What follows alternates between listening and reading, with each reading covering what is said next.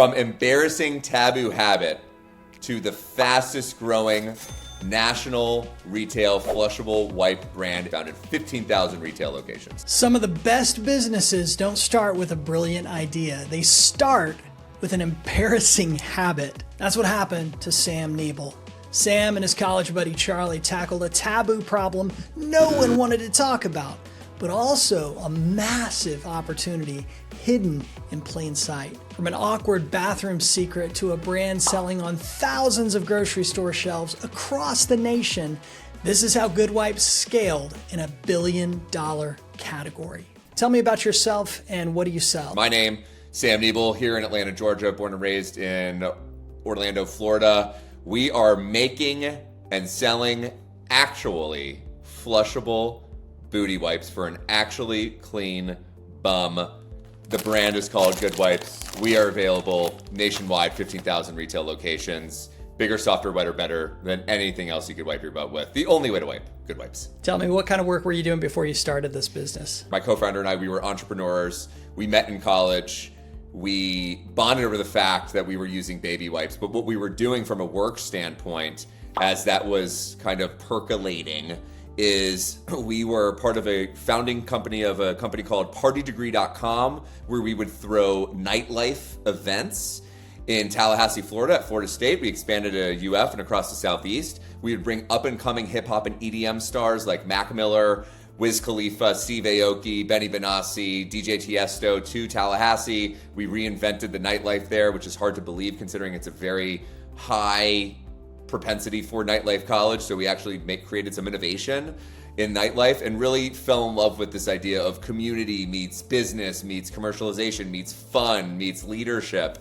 And we took our talents to a company called Complete Nutrition, a health and wellness franchise, the fastest growing health and wellness franchise in the country, based out of Omaha, Nebraska.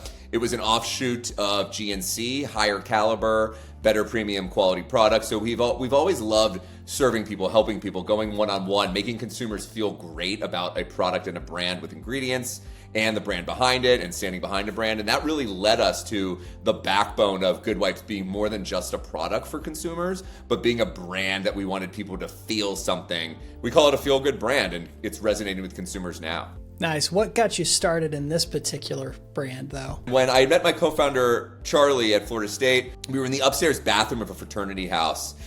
And 2 weeks into freshman year, we were both using baby wipes in the bathroom. We bonded over that fact. It was wild. It was crazy. It was taboo. We told all of our friends. They thought we were crazy. They're like, what are you guys doing here? We said, just wait, just try it out. 30 days later, we had their girlfriends coming up to us saying, hey, so-and-so gave me your baby wipes. Can I get some more? Then the guys would say, I want to use it too. We would carry them in Ziploc bags and take them to tailgates and parties and all over the place, libraries, etc. And we recognized that there was an opportunity to create some incremental innovation that made it a more shareable, pleasurable, approachable experience with this toilet paper line or this toilet paper aisle, right, which was traditionally stodgy. It was low emotional resonance, right? We said, hey, let's fire it up, let's spice it up a little bit.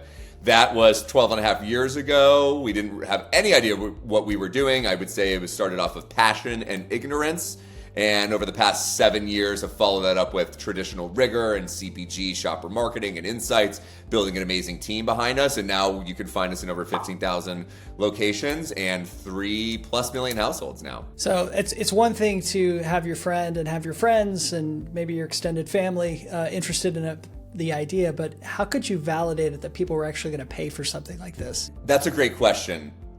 And I'm speaking to my 12-and-a-half-year-old ago self, and I had met with 3 entrepreneurs today, and that validation I think really comes from, we actually had a mentor challenge us and say, go to a market, America's Mart, sell to those retailers and see if they sell through.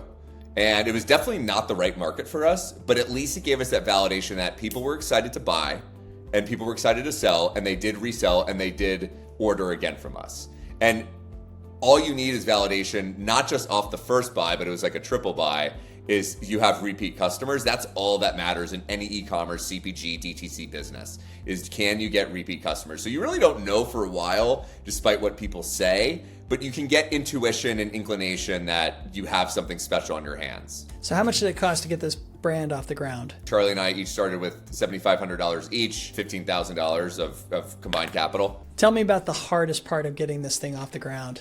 The hardest part of getting Goodwipes off the ground is doing it blind in the early days, not knowing where we're going, not having data, not having access to these traditional retailers, not knowing where we should go, not knowing anything about categories, about shopper marketing, about what makes a really good product, really for CPG, about not knowing operations. It's just a really steep learning curve that knowing what I know now, it's hard to say, but it's something that if you can condense those learnings or go work for another company, if you know you want to start a consumer packaged goods company, that gives you an opportunity to learn those buckets faster. You have your initial product. How has it changed from then to now, and what kind of iterations have been in place? We've really nailed it out the gate.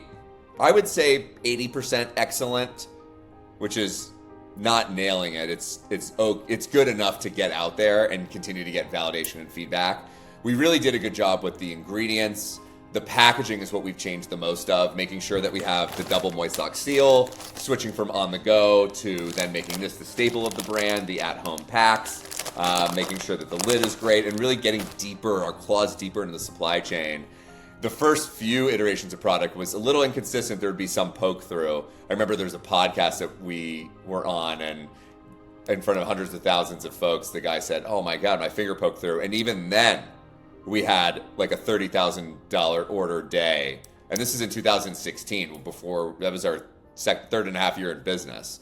And so we realized we continue to realize signals that we had something special and continue to iterate along the way on different components of the substrate, the formula, some other proprietary components of it, and of course the packaging to make sure that consumers want to share this in their home, aesthetic in-home use, if you will.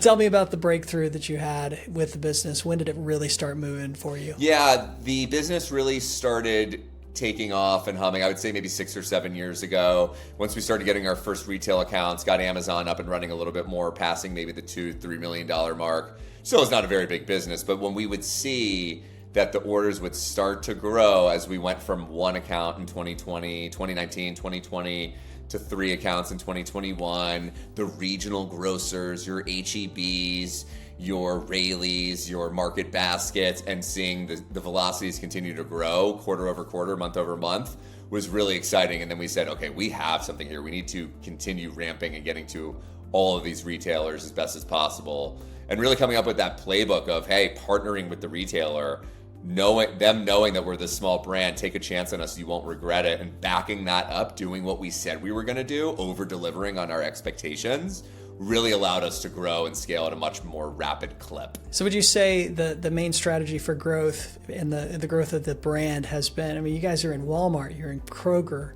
you're in Target now, like that's huge. Is that the main strategy that has grown this brand? Yeah, it's been a lot of work with the regional grocers, a lot of work with mass retailers, Target and Walmart, and of course Amazon, right? So it's multi-pronged. You know, Goodwipes has done a really good job in the food channel. Again, partnering with what a lot of people say are smaller chains. We outpunch our weight class. Market Basket, we have over 40% share of that shelf in terms of total market share. There's a number of other retail examples of like that situation where a lot of people just talk about Target and Walmart, and that's okay. There's a ton of volume. So many shoppers shop there. For us, we say, how could we focus and diversify and win elsewhere? To say, hey, we could win in regional pockets. We could win with different customer bases. So we could really prove that out to ourselves and to the consumer that we are not just a mass brand or a grocery brand. We are everything. We are omni-channel present. Sam, tell me, how long have you been in business? Oh, we've been in business 12 and a half years. How much did you make your first year? Gosh, I think we made $40,000 our first year, first 6 months in business. Yeah. And 2025, what did it look like for you? Well, I can't say exactly what our revenue was at that time. What I can say is that we are the fastest growing flushable wipes brand in an over $1 billion category. We're really excited with the momentum that we have as a brand and that the category has. It's facing rapid acceleration year over year. COVID was a big inflection point for the category. It was growing the 5 years before that. It's been growing since the 5 years. Private label is losing share. Larger brands are losing share. Premium brands are driving the growth of this category. There's only a few. And toilet paper is actually declining in not just dollars, but units as well. People are switching from toilet paper to flushable wipes completely, Amazing. which is something we weren't even certain would happen. Was there a time in the history of your business where you almost quit? And tell me about that. Yeah, I think there were a few times where, not that I quit, but just beating my head against the wall. What are we going to do? Raising money. It's funny. Each time we fundraise, we raised funds about 2 times.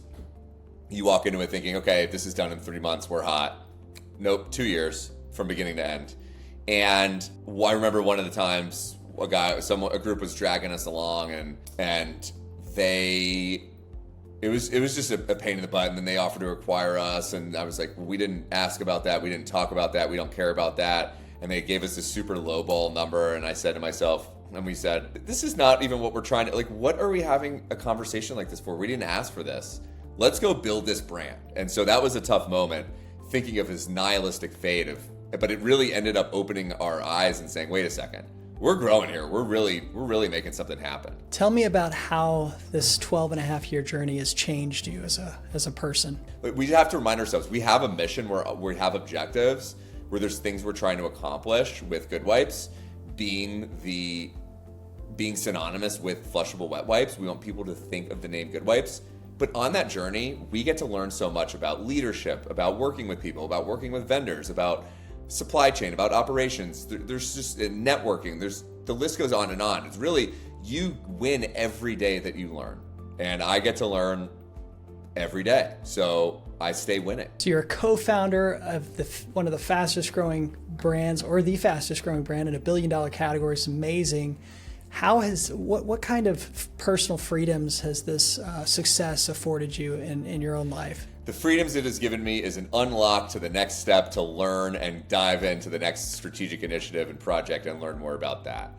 And that's liberating, because I'm not tethered to a cubicle. I'm not wearing a suit every day. I'm not going to a retail store. I'm not working at a fast food restaurant, pouring the slop in the bowl every single day. I get to be a part of a team that creates our own reality that we see in the world, and we are successfully doing it. That's the freedom that it provides. Sam, you are a veteran e-commerce store owner and now in retail stores across the country. What advice would you give to newer store owners or those who are in the thick of it? I think exactly what you said. Validate your product. Get out there and validate. Get that feedback. Iterate off of that feedback. Do surveys. And if you're running a store at the same time, it could be cyclical. It doesn't mean you can't launch, but it also doesn't mean that you can only launch with what you have. You need to create that flywheel of feedback to revenue in the first 2 to 3 years of the business, and then you have the data you need to go sprint. Sam, thanks so much for bringing the value. If somebody wants to connect with you, how could they do that? If someone wants to connect with me, you can find me on LinkedIn at Sam Nebel, SamNebel. You can follow me on Instagram, SamMarcus1Forever, TikTok, Goodwipes_founder. But more importantly, you should follow Goodwipes everywhere. It's easier to find. You just do GOODWIPES on all social platforms, and 15,000 retail locations, all Targets, Walmarts, Kroger's, Safeways, Albertsons, HEBs, Market Basket, ShopRite. The list goes on and on. Meijer, Kroger, join us. Thank you. One of the things I appreciate about Sam's story is that it's a reminder that building something big doesn't have to be miserable. Yes, exits are great, and of course growth matters, but if you don't enjoy the work along the way, it's really hard to call that success. Sam clearly loves the journey, learning, building the brand that's growing, and he loves the process. Sam proves that pursuing e-commerce and business success can actually be fun. And if you're building a brand right now and trying to figure out what actually moves the needle in your e-commerce business, I'd love to talk. We help e-commerce brands like Goodwipes scale to the next level. There's a link in the description to book a strategy call. Just fill out the form. We'll talk soon. All the best.